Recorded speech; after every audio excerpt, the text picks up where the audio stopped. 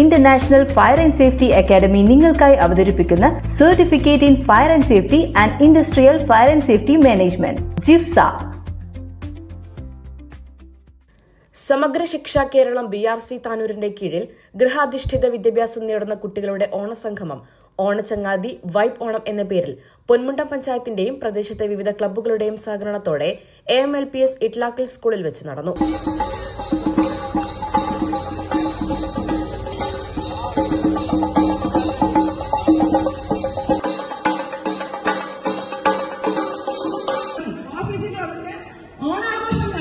എല്ലായിടത്തും ഓണാണ്. എവിടെ ഇറങ്ങിയാലും ഓണാണ്, നോക്കിയാലാണ്, തിരിഞ്ഞാലാണ്.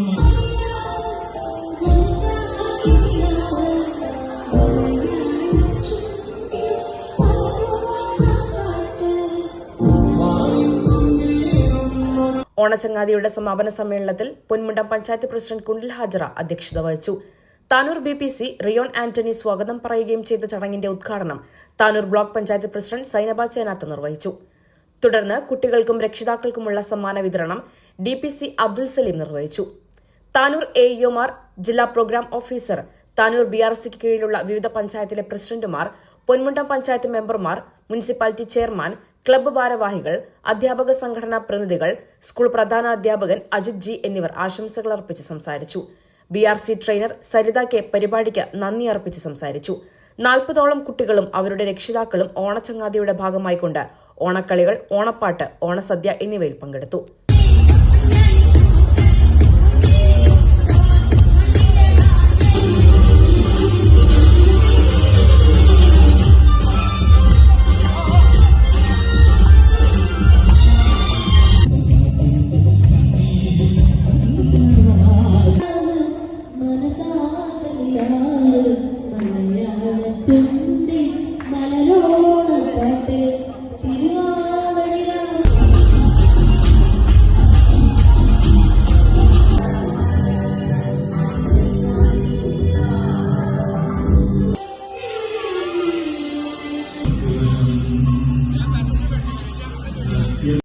News today Tanur.